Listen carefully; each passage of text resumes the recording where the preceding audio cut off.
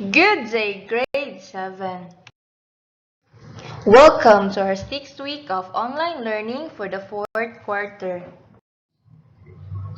This is your self-instructional learner module in English 7. All the activities provided in this lesson will help you learn and understand, discover literature as a tool to assert one's unique identity and to better understand people.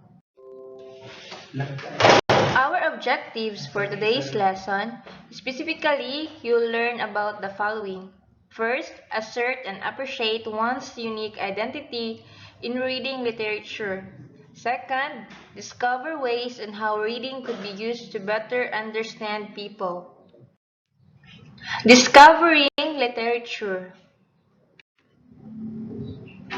Young adult literature has long been criticized for being too dark. It's true that many authors choose to write about difficult topics.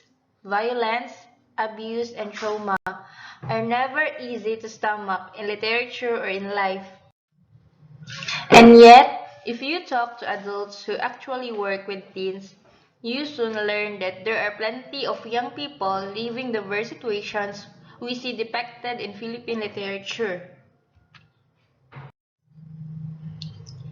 Young people like you deserve stories that tell the truth about human experiences. Literature can show us how ordinary people cope in the face of struggle and pain. The resiliency of a Filipino. The secret to Filipino resilience, despite enduring many upheavals, the people of the Philippines have always overcome them through faith and music. By Joseph Peter Caleja, Manila updated, May 26, 2020.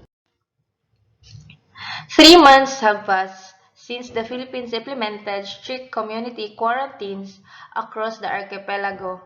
With no mass testing in place, many still fear the coronavirus will spread, threatening thousands of workers who risk their lives to earn a living.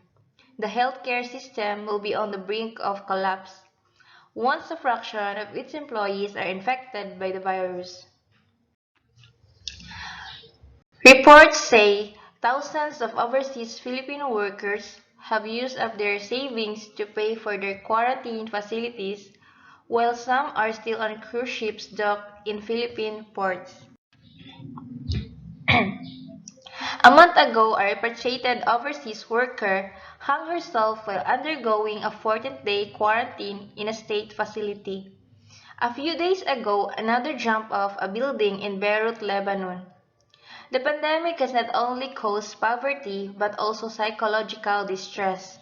Yet, what sustains the Filipino people, especially those in the slums with almost nothing to eat? What inspires a country to thrive even when its future is uncertain?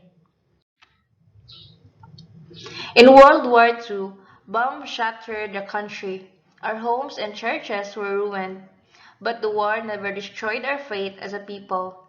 Jesuit historian Father Horacio de la Costa compared the war-torn Philippines to a pauper with two precious jewels. He wrote in his essay, Jewels of the Pauper, that the Philippines has two great treasures, faith and music. But, as poor as we yet have something. This pauper among the nations of the earth hides two jewels in her rags. One of them is our music, the other treasure is our faith, wrote the Jesuit historian. We Filipinos love music. Our tone soars higher than the number of lives taken by the pandemic. The present situation has not prevented choirs and musicians from coming together through technology to perform astonishing compositions. We sing karaoke behind closed doors. We even resort to social media by dancing to the tone of TikTok music to express ourselves even when food and testing kits are scarce. Music soothes our aching souls. Our melodies not only distract our minds, already burdened by loss of a loved one or unemployment. Our music, rather, has become a powerful bringer of hope and good memories. It reminds us that things will get better and that one day we can visit and spend time with our loved ones again.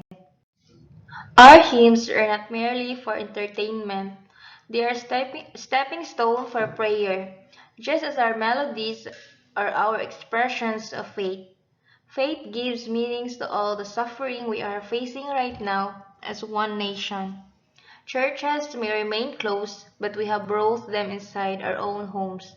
We are praying more than before. We are reflecting on the meaning of life and death more than before. Faith washes away our tears of grief and anxiety. It makes us see the needs of others, encouraging us to move beyond our comfort zone.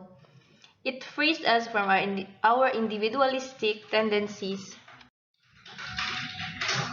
When we read and listen to stories like that of Mang Dodong, an old man who was imprisoned for not having a valid permit to earn a living, we do not simply see a legal issue. We rather see a broader sense of what social justice is about. Faith truly propels us to respond to the needs of the poor. Our country has faced more than a pandemic.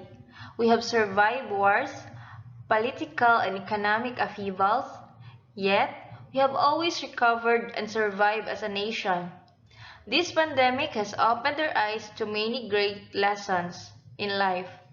It has taught us to resist the value of life itself, our health, and even the way we choose our leaders.